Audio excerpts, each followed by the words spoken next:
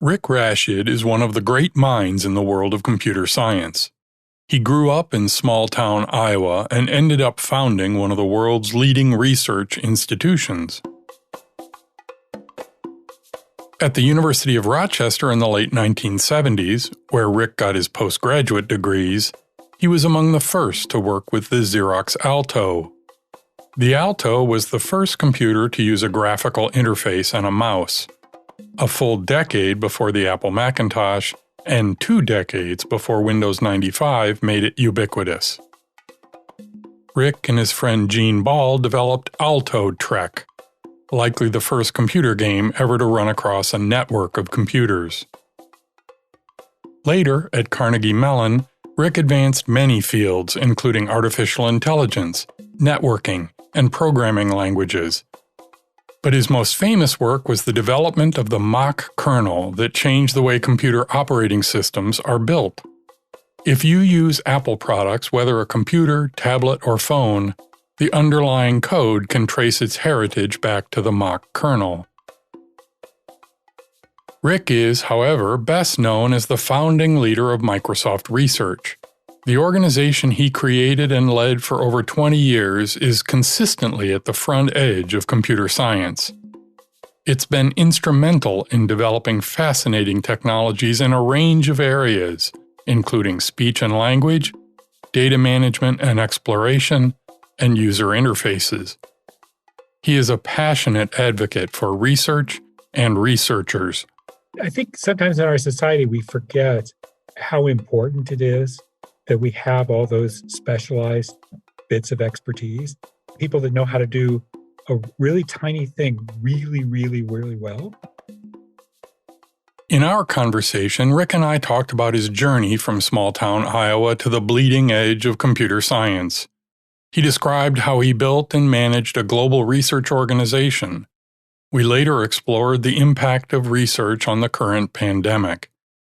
And that's what this is all about.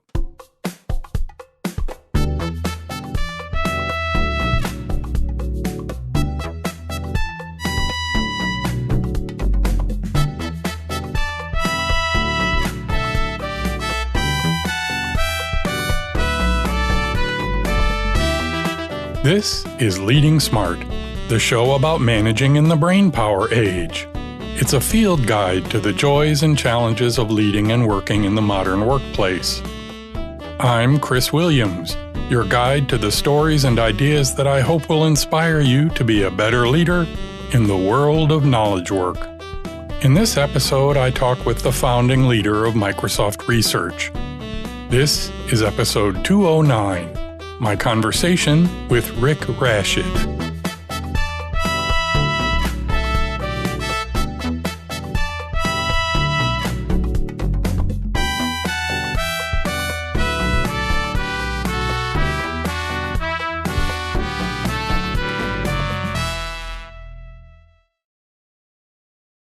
Rick Rashid in many ways represents the best of the American dream. His grandparents escaped religious persecution in the Ottoman Empire in the late 1800s and settled in Iowa. From there, a passion for math and science landed him a spot at Stanford. So always scientists. I love, tinkering, working on radios and TVs and doing science experiments. I was the president of the science club. I did all the usual science things. Yeah. So how does a kid from middle Iowa end up at Stanford? Almost completely by accident. The funny story there was that, I was looking to figure out, what universities I wanted to apply to. And my guidance counselor decided really on his own to put together an application for me for Stanford, which honestly, I didn't know anything about Stanford at the time. And he thought I should apply there. And so, I applied to University of Illinois where I was accepted and some other places. And so I wound up eventually getting accepted to Stanford. And I honestly didn't know where the heck it was. When I went to get a plane ticket to go there, it was like, oh, it's Northern California. I didn't know what part of California it was, right? Oh, I'm flying to San Francisco. That's interesting. So yeah, it was really kind of an accident. I mean, it was a great place. I really, enjoyed being there. Rick had the fortune to meet Dan Ling on his first day at Stanford. Dan went on to work at IBM Research, where he advanced the state of the art in computer video and eventually followed Rick to Microsoft Research. It was Dan who introduced Rick to computers in his sophomore year. I was a undergraduate major in mathematics and also in comparative literature. So I had a dual major, very weird dual major, not too many mathematics, comparative literature majors out there. And my good friend at Stanford, I'd met the very first day I was there, it was Dan Ling, who you eventually got to know, and became a corporate vice president of Microsoft as well. And Dan had taken this computer science class. He was a electrical engineering major, but he took this computer science class. And it was like, wow, he loved it. He thought it was the greatest thing. And said, well, you've got to do this. It's so much fun. You should take this. And of course, I had a pretty full course load with 2 majors, but I said, okay, sure, why not? Add one more, what the heck? And it was I just loved it. It's one of these, love at first sight kind of things where it's like, this is a fabulous subject. And then I took the next class, which was an architecture class. We had these very early HP 2116 mini computers. We had 2 of them for the class. And they were in a special room that was locked. And you had to have a code to get in and everything. And you had to program this thing from the switches and from paper tape because that was the only way it worked, actually. There was no other way to program it. And for whatever reason, that just appealed to me. I remember the first I spent all day getting this program to work that would basically read in things from a paper tape, sort them, and print them back out again on a teletype. And I got that working, and I just floated across campus. It's like midnight, and I just floated. It was just it's like my intellect had animated this piece of machinery, right? It's like, how cool is that? That is the coolest thing I could think of. And so I got just really fascinated. I wound up taking pretty much every course Stanford had on computer science. There was no major at the time, right? This was before there was a major. So I just took a whole bunch of classes. And Rick then got a chance to help start a computer science program at the University of Rochester in Upper New York State. I was going to go to graduate school in mathematics, and I was accepted at Berkeley. And then I was contacted by Jerome Feldman, who was associate director of the AI lab at Stanford. And he had seen my resume and my information, from the program. And he was starting a new computer science department at the University of Rochester. And he didn't have his own admissions program or anything like that. So he was reached out to people he thought would be good students for him. And he convinced me that I didn't really want to go on to graduate school of mathematics. I really wanted to join him and do this new computer science program at Rochester. Rochester was also the home of Xerox. On the strength of their massive copying machine empire, Xerox was funding a great deal of cutting-edge research, both in Rochester and in their famous Palo Alto Research Center, or PARC, in California. Those connections helped land the new computer science department some state-of-the-art computers. We were also able to arrange to get Xerox Altos, as a new startup department when nobody else outside of Xerox had them. And, that was just a tremendous advantage as a young, starting up your first year as a graduate student, and you get access to, the most powerful personal computer that anyone had ever created. And it was a unique resource for us.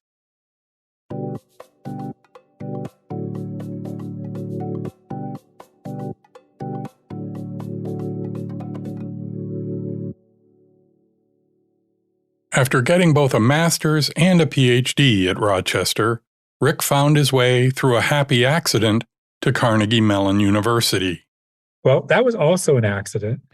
Uh, there are a lot of accents in my life, to be honest. Well, actually, I've interviewed a lot of people, and there are accidents in every one of them. So, Planning is definitely overrated, I think, yes. at least career planning. Yeah. But, in my case, what happened was I had not applied to CMU in any way. I was out interviewing in other universities and other research labs. But there was some sort of conference where uh, Jerry Feldman, who is the guy who started the Department of Rochester and who's the person who brought me in, and Raj Reddy, who was one of the prominent professors at CMU, were at together, and there was some cocktail party, and Raj was asking Jerry if he had any really great system students that he could, you know, bring in because they desperately needed, a strong system student for a new project that they were doing that was in the area of networking and personal computing. And Jerry said, "Well, you should talk to Rick Rashid." Literally called me up on the phone. I'd come back from a recruiting trip, and Raj called me up on the phone and said, I want you to come out here. I want you to talk to us. We need you here." And it wasn't so much of an interview as it was a sell trip. And he totally made up his mind, I think, put on the full court sell and convinced me that I needed to go there and help start this project, that was called the Spice Project at CMU. Did you join as an assistant professor or just as a research student or? No, I joined as what they have a research scientist position, which they basically at CMU at that particular time. I assume it's probably the same now, but I don't know for a fact. But at the time, they had both tenure track positions, which were the assistant professor, associate, and so on, and they had the equivalent research track positions. And the only real difference between the research track, research scientist track, senior scientist, and so forth, and the professor track was soft money versus hard money, right? So the professors were technically hard money, tenure track positions, and the research positions, were soft money, not tenure track. But the reality is, the people you did exactly the same thing, meaning I taught classes, I did everything and eventually they actually moved me over to the tenure track, and I got tenure there. But there was effectively no difference between the two, except for where the money came from. Rick spent over a decade at CMU teaching and doing some seminal work in the area of computer operating systems. Rick and a team developed the Mach kernel, an operating system that forged all new ground and helped lay the foundation for many systems to follow.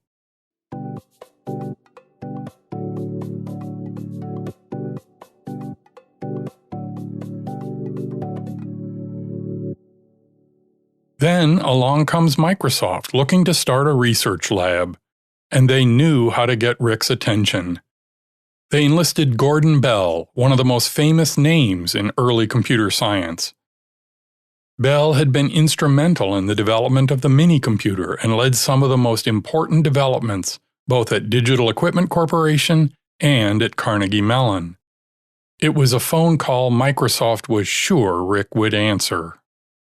Well, interesting enough, the first person that contacted me, it was by phone, was Gordon Bell. So Gordon had been asked by Nathan Myhrvold to help him, find a director for this new research lab that he had gotten approval from Bill and from the board of directors to create. And so I'm in my home in Pittsburgh, and it's dinner time, and I get this phone call. Now, you get phone calls at dinner time, right? They're not usually anything very interesting, but this is Gordon Bell, right? So, one of the more famous computer scientists in the world. You can't really tell Gordon, "Hey, I'm having dinner. Can you call back later?" So I assume this is why Nathan asked Gordon to do this, because again, you can't really tell Gordon that you're having dinner. So anyway, I talked with Gordon, and he convinced me to have him and Nathan come out to Carnegie Mellon to talk with me about this lab that they wanted to create. The honest truth is, I had very little reason to believe this was something I wanted to do. Right? It was Microsoft is a very small company. The record of companies starting research labs wasn't that great anyway, and small companies starting research labs was, generally speaking, an oxymoron. Right? It doesn't make any sense. Right? Why would they want to do this? And Microsoft didn't exactly have a great reputation in the academic community. I mean, it was just a small software company doing DOS, as far as anybody knew. So run by several college dropouts. yeah, well, I didn't even know very much about Bill in those days.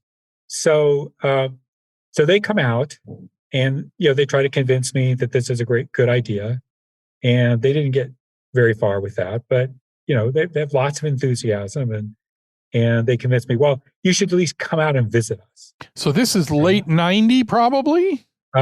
This is the summer of, this was the spring of 1991. Okay. Right. And so I go out to Microsoft, and the honest truth is I was very impressed with everybody I talked with. I talked with Jim Alchin. I mean, I talked with Nathan, of course, and I had a fabulous conversation with Bill, and I was just very impressed. I mean, these are very smart people, and they actually knew what they were doing, and they seemed to have a pretty good idea of what they wanted out of a research lab and why they would want to start one, and how they thought it would work. In particular, Bill, it was a funny conversation with him, because I kept expecting that I would say something and he would contradict me, because obviously he couldn't possibly think about research and running a research lab the same way that I did. And yet everything he seemed to agree with everything. And he actually came back to me with a lot of things that made sense to me. And I came out of that meeting thinking, either one, Bill really does understand what building a world-class research lab would be like, or two, he just really wants to hire me. He's going to say yes to everything I said. Right. And Bill, he's actually not like that. Right. Right. If he disagrees with you, he doesn't actually. Yeah. There's no hiding it, right? You can't hide from Bill. So, but I learned that years later as I got to know him better. But at the time, I wasn't really sure. So I went back. I was very impressed with my visit, but I still turned Nathan down again, because honestly, I just liked being at Carnegie Mellon. The university was also courting me at that time to be the dean of what was becoming the School of Computer Science, and they wanted me to be its first dean. And so I had this conflict going on, right? I was really happy doing what I was doing, and then all of a sudden I have people trying to get me to do something different, and a lot of loyalty to Carnegie Mellon, and I felt strongly about wanting to help the university. At the same time, I was intrigued by what I saw at Microsoft, and so it was a very interesting summer as I tried to contemplate what I should do. Nathan kept pushing on me. I kept pushing back. He would refer to me as Dr. No, because I kept telling him no. I think he thought maybe I was negotiating. I'm not sure. But it got to a point where I decided I was going to make a decision on a particular day, and let Microsoft and Carnegie Mellon know on that day. It's the end of basically beginning of September, end of August, and eventually I decided I would go to Microsoft, and I think a lot of that was just driven by my feeling that it was going to be more fun. It was going to be something I could start from scratch, and in a way that was very daunting. And most of my friends thought I was crazy, because they thought starting a research lab in this remote Pacific Northwest where nobody was, and and it was not a place you could imagine building a research lab back in those days. Basically, everybody thought if you're going to be doing a research lab back then, it needed to be Boston or or California, right? And Pacific Northwest was considered to be extremely remote, and it was going to be difficult to recruit. I mean, that's what everybody would tell me. But I guess I felt it was going to be a fun challenge, and so I took up that challenge and didn't really regret it. I wondered how Rick, a university professor, could take on the challenge of starting a research institution from scratch. Had he done much leadership? Technically, I was a full professor there, but I had a fairly large organization that I was running because the mock research project got to be pretty large, and with a lot of funding from DARPA, and and also a number of companies were funding us. So it was one of these things where I had about a 30, 40 person organization, plus I was heavily involved in running the department in those days. So, um, you know, certainly brought in a lot of the money the department was run with in those days. So in a way, I had a lot of opportunity to understand what it was like to at least start and run a research project from scratch. So when you got to Microsoft, I mean, one of the things that you mentioned and that obviously was clear to me, I came to Microsoft about a year later.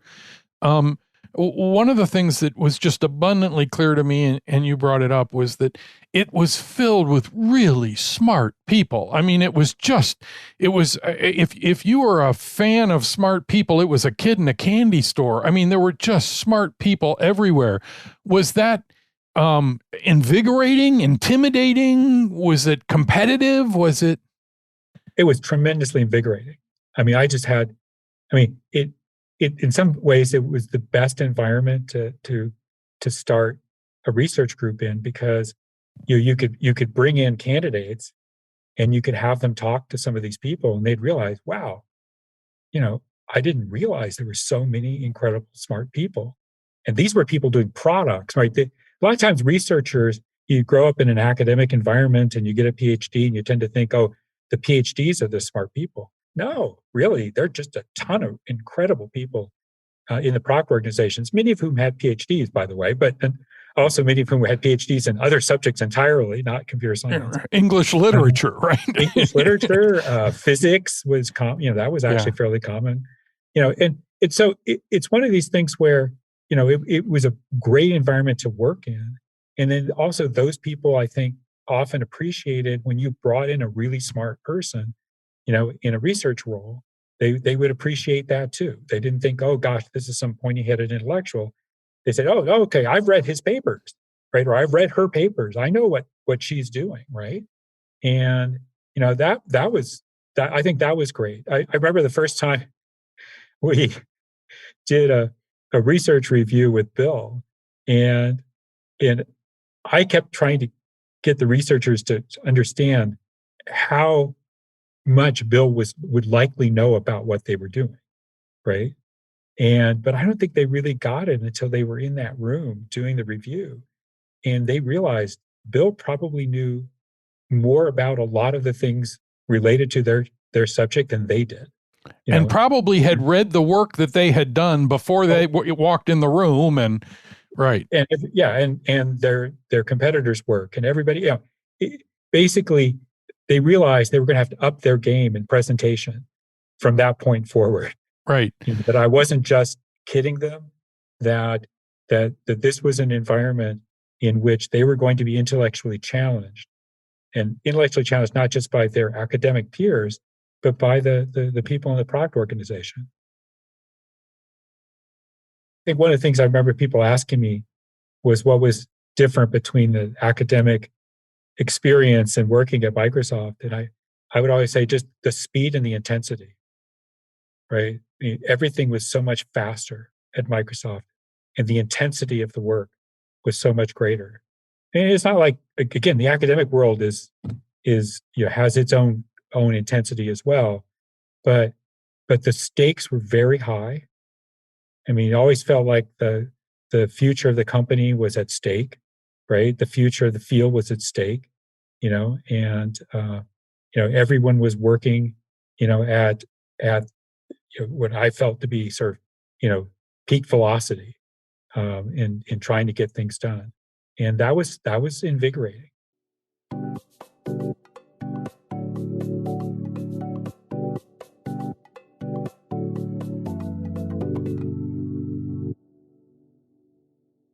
One of the challenges of doing research, whether at a company or a university, is getting the ideas and developments into the products, into the real world.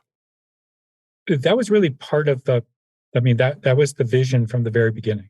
I mean, the vision statement for research was, move the state of the art forward in the areas that we're working. So be at the state of the art in each area that we're working in. And the second part of that was, when it makes sense, move that into products as quickly as we possibly can. And Bill was on board with that. Nathan wanted to do that. And honestly, that was pretty much my career. I mean, if you look at my career, the things that I worked on, got moved into various people's products, fairly quickly. I think it's one of the characteristics of maybe the systems area that I worked in, is that you tended to work a lot with companies, and you tended to work on things that actually got into products and got into use.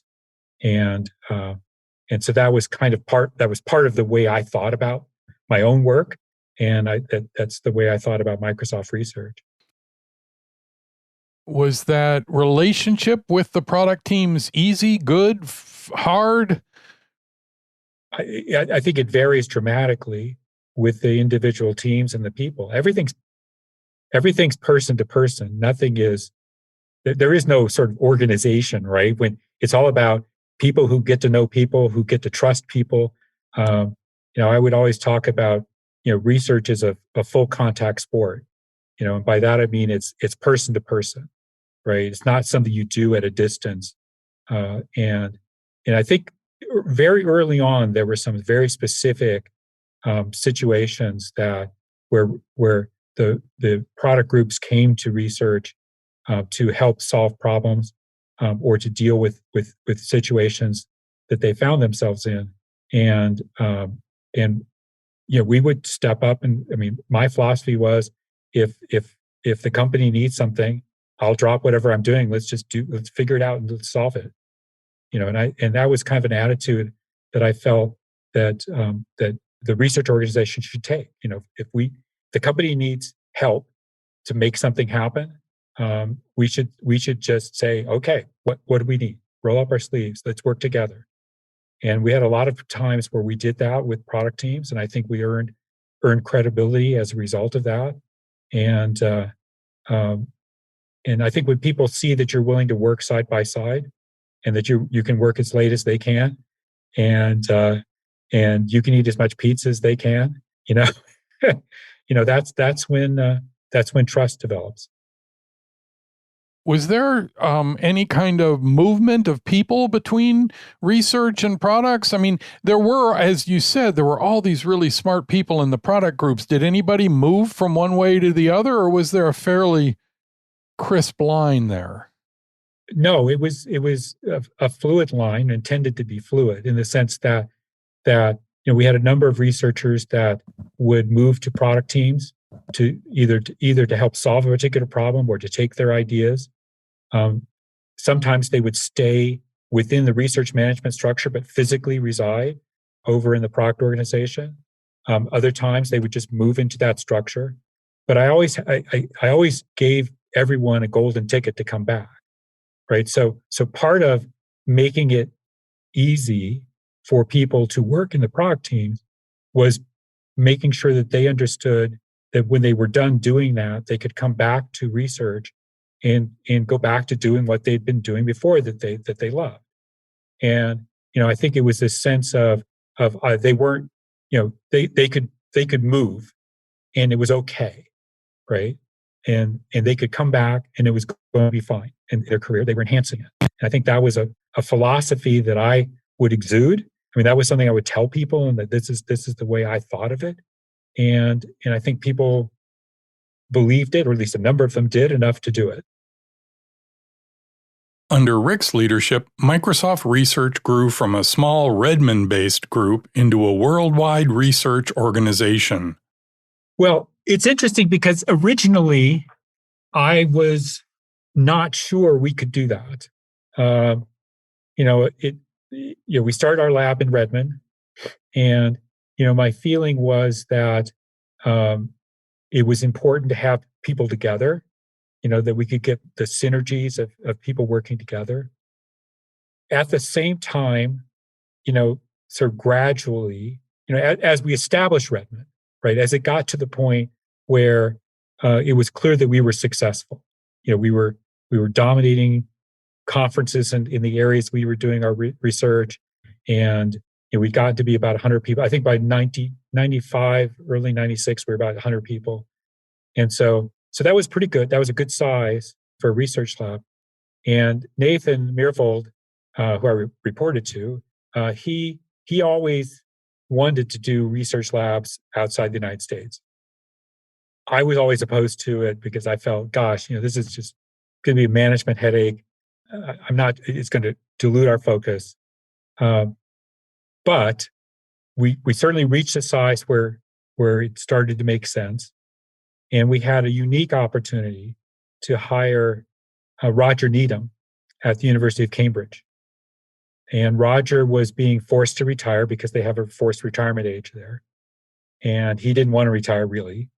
And, through his friends, Chuck Thacker and Butler Lamson and various other people, made it be known that he was available. And so we decided to start a research lab in Cambridge. And it was the availability of Roger that allowed us to do that. And we got that started very nicely. I mean, Roger was tremendously talented and a great person to bring other people in. And we decided soon after that, well, we should just take the plunge and start a lab in China. And took us about a year and a half, I think, from the time we started the lab in Cambridge to do the lab in China. But again, we felt that was an opportunity to bring in a unique set of talent. And I think when you start expanding like that, it's really to capture talent, right, that you couldn't get any other way.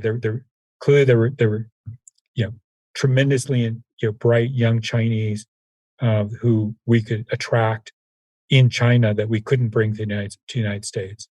Similarly, there were people who didn't want to leave Europe, didn't want to leave England, and we could tap into that resource.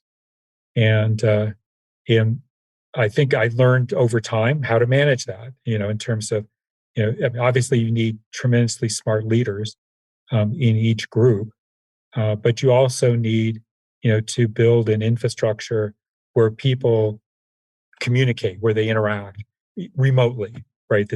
It's not just about who's next to you, but it's sharing experiences, sending people back and forth, having people in other labs for periods of time, building a culture that is shared and similar across the different organizations, even though they're not inside the same, macro culture.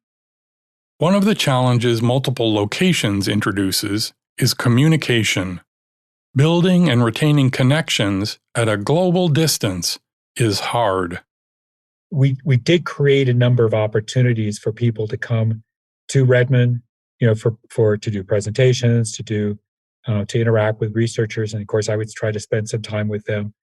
I would go to China once a year, and spend a week there, getting to know people, going around, getting a chance to, and also just getting a chance to know China, going to different universities and different research labs there, and getting a chance to interact with people in that environment, in that society.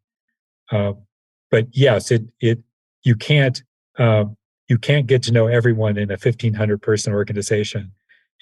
That starts to become a little unwieldy. But what you can do, I think, is try to keep things informal, right? It can't just all be formal meetings. It can't just all be, I'm interacting with you in a very set framework, where we're all, we all know what to expect before we start, and we don't learn that much by the time we're finished, right? I really like the the serendipitous interactions that occur when you just talk with people and interact with them. When I was a professor at Carnegie Mellon, I never really found having meetings with large numbers of people to be super productive. I mean, there are times when you have to do it. I mean, you're coordinating, right? There's an absolute requirement that you get a lot of people in a room in order to coordinate. Everybody has to hear the same voices at the same time. Most of the time, that's not the really productive way to make things work, is to get those people who need to be together and talk together, and to do it more often than not in informal situations where they're actually solving a problem as opposed to just being there.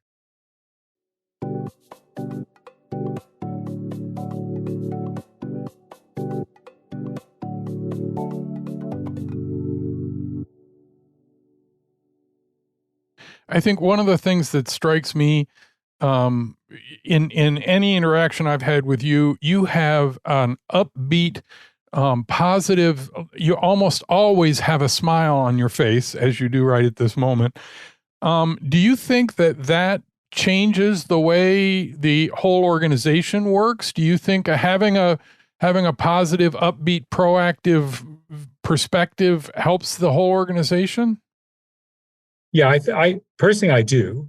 I mean, I think it's a force multiplier, right? Optimism helps to drive people to do things that they would otherwise not necessarily believe they could do, right? I mean, my joke about my own field of operating systems is that, unless you are a wild optimist, there's no way you would ever work in operating systems because it's way too hard, it's way too complicated. And certainly when you're starting from scratch, the chances of success are close to zero. So why would you do that unless you were just like unrealistically optimistic, right? There is no reason. I mean, and I think similarly, in a research environment, there you need to be able to tackle problems that most other people don't think can be solved because that's how you push the state of the art forward. So unless you were optimistic about your abilities to do that, the chances of you actually pushing that boundary are pretty small. And I think it's one of the things that uh, I did when I was at in the latter days when I was running research was um, I pushed this initiative which I called the Impossible Things Initiative. And the idea is that we would take on a small number of things that people thought were just plain impossible, and just see. I mean, just throw our heads and bodies against that wall and see what would happen. And I remember one of the things I originally proposed in the memo that I wrote was speech recognition and translation. I said, what I want to be able to do is in my yearly trip to China, where I speak to thousands of students at various universities, I want to be able to talk and have my voice translated into Chinese automatically. And I felt that was an interesting challenge. And I remember sitting down with some people and having lunch, again, randomly, because this is part of random management, right? Sitting down and having lunch with a group that happened to be the speech group not long after that. And so I sat next to this guy who is a young speech researcher, and he was absolutely convinced I was just nuts, right? He said, you just don't understand, right? You're some operating systems guy. You don't understand. This is an incredibly hard problem. We've been working on this for 25 years. We're making very tiny amounts of incremental progress. And this isn't going to happen anytime soon. And I kept trying to convince him in his own area, right? And I knew honestly, I do know quite a bit about this particular area, but in any case, I tried to convince him, no, we can do this. And I kept saying, well, but we don't have to do it all. First off, I was just talking, we could just do me, right? You could just translate me. I can speak very clearly. I'm from Iowa, right? I can enunciate really well. I can speak slowly. I I have all these speeches of mine recorded. You can use, I have all this data. It's all transcribed by Microsoft. you can learn from all that data, right? I was trying to make it sound as easy as I possibly could. And I don't think I really convinced him very much, but there were people in that group that got really excited about the challenge and who believed, well, hey, if the head of the organization believes we can do this, maybe we can. And he's willing to back us up and he's willing to fund us. So what the heck, you know? And and it turned out it worked. In 2012, I gave a speech in Tianjin in China, and part of my speech was automatically translated into my own voice in Chinese, and all done by computer and all done off the cuff, as I was standing on stage there. And that was a great moment. So that brings me around to, I mean, we've talked a little bit about how you motivate researchers. How do you performance review a researcher? How do you decide if somebody's doing well or not doing well? How do you manage out a poor performer? How does that stuff work? Well, top level research lab, in some sense, you have almost a bit of an advantage over what a product group might have, or more conventional organization, because you have an external measure, right? So your people, it's a little bit like a top level, a professional basketball or football or something like that. You're measured against your peers on an ongoing basis around the world, right? You're up against the very best.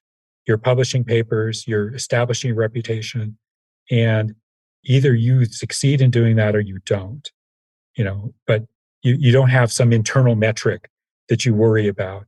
This is an external one, is can you get your papers published in the top conferences and journals? Can you get the level of recognition? Can you get the awards? Can you get your peers in your community to recognize you for your accomplishments? And that's how you measure people in a top level research organization. And it's a pretty straightforward external. I mean, there's no number associated with it per se, but it's pretty easy for both you and the researcher to know when they're succeeding and when they're not. And when they're not, you encourage them to find other things that they could be doing, because they're not going to be successful in your organization. So and people can contribute in a lot of different ways. It isn't just a research organization isn't just about the very top researchers. There are other people that contribute in other ways that aren't the ones that necessarily are the ones that are publishing the most. We obviously have developers and other people within the organization that play an important role, but you have to have those very top researchers, or you're not going to be at the state of the art in your field. And those are measured externally, and you can just point to the success or the failure. You celebrate the successes, and you move on from the failures.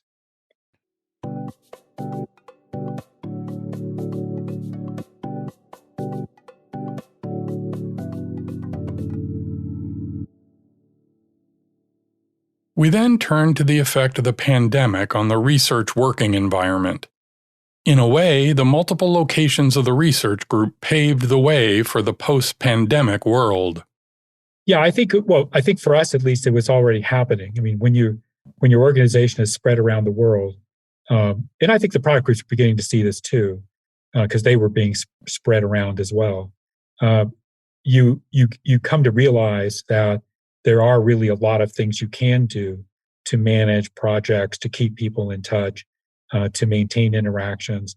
And the honest truth is, we have really pretty good tools now by comparison.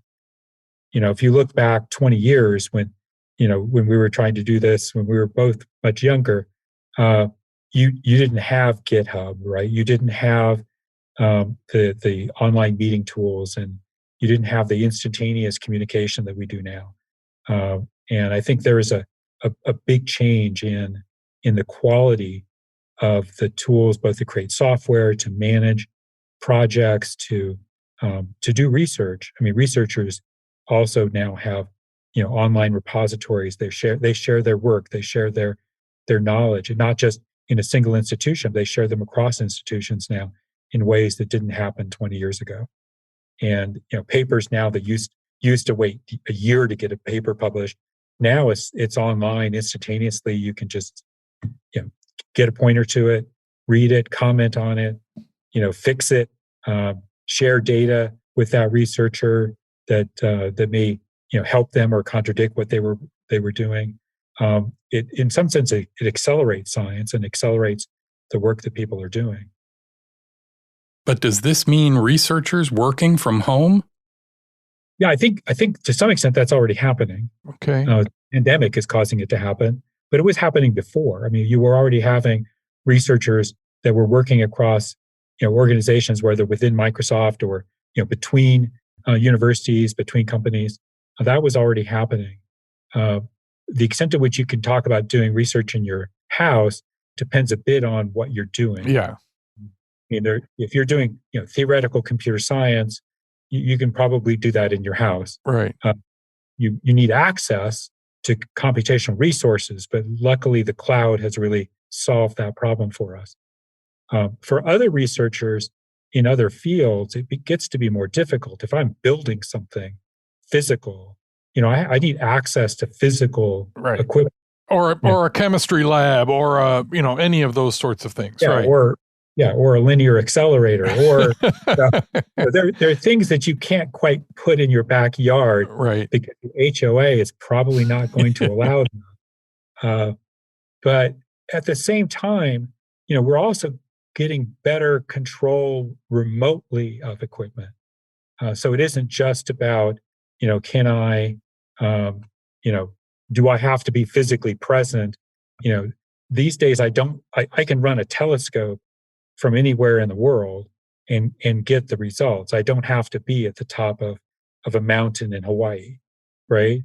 I can run experiments, at CERN. I don't have to be at CERN personally. Now we have to have technicians there. We have to have people there, and there are times when I need to have physical access to a piece of equipment in order to understand exactly what's going on with it. If I'm doing biological research, I may need physical access to tissue, to people, to medical facilities. That's probably not going to change immediately. On the other hand, we have doctors operating remotely now. So I think we're getting to a point where the promise of the digital revolution is getting to be fulfilled in a lot of ways, in sometimes ways we weren't necessarily expecting.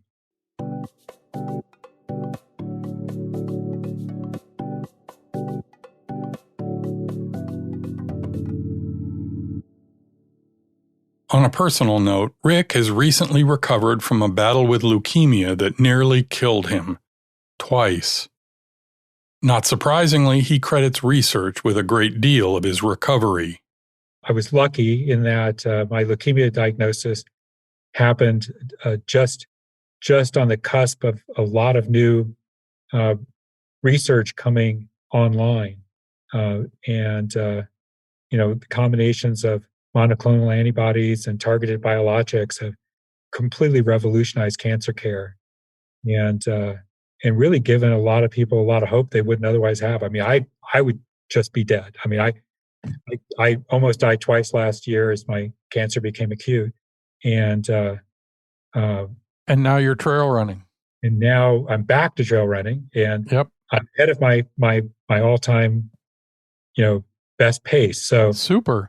So I think I think we're lucky in a way. A lot. I mean, this is part of the reason why we do research. It doesn't matter what area it's in, whether it's computer science or biology or medicine or physics. You do research to solve problems, that are going to happen. There were a lot of times when I was at Microsoft when various people in the product groups would wonder about something we were doing and say, well, we don't have that problem, right? Why are you doing this? I said, well, the chances are we will have this problem, and we want to have a solution for the time when we do. Basic research, whether it's for a company, whether it's for a country or for a society, for humanity as a whole, it's a form of an insurance policy, right? It's when when we have a pandemic like this, that we have researchers that can go out and solve those problems for us. They can develop those vaccines at a pace that have never been seen before. That can come up with new drugs on an accelerated schedule, and who can save lives. It's always you feel badly about the fact that so many people have died in this particular pandemic, but you have to feel incredibly great that only that many people have died, right? That if you look at past pandemics, by this stage in the pandemic, it would have been tens or hundreds of millions dead. And we're looking at a number of vaccine candidates 6 months or 8 months out from the start of the pandemic, as opposed to 3 to 5 years out, which is what it would have been just a few years ago. And the genetics research and those kinds of things have laid the foundation for that. Well, these new RNA vaccines are an example of a completely new area of vaccine research. It started with some of the work on Ebola and SARS, but now there's a possibility those could be some of the very first vaccines that come online, and they could revolutionize the way we think about vaccination. So I'm both a living example, but also, it's been my life's work to invest in doing basic research well ahead of when we necessarily had to have it, and being ready with solutions to problems when they actually occur. And so many times, during my time at Microsoft, when the product groups needed something, we would have already done research on it. We would have the best people in the world that knew about it, and we could put those people and treasure chest of ideas and technologies to work, to solve the problem for those product teams. I think that's what we're doing now for this pandemic.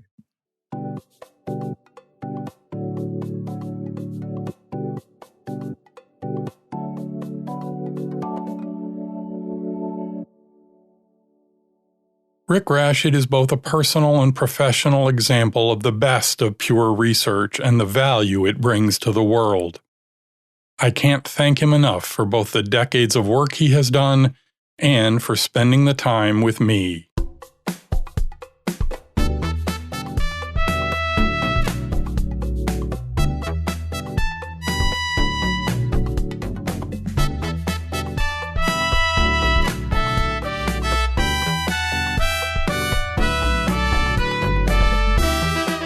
Leading Smart is from me, Chris Williams. You can find out more about the show and discover other resources for leaders at my website, clwill.com. If you like the show, please share it with your friends, especially on social media. Referrals are the greatest source of new listeners. I'd also love your feedback. I'm the CL Will on Twitter, LinkedIn, and Facebook. Or send an email to pod@clwill.com. That's it for this episode. The next episode, we return to the studio and to the topic of diversity. We'll talk about how to actually build an organization that thinks different. It's called It's About Time. I hope you'll listen.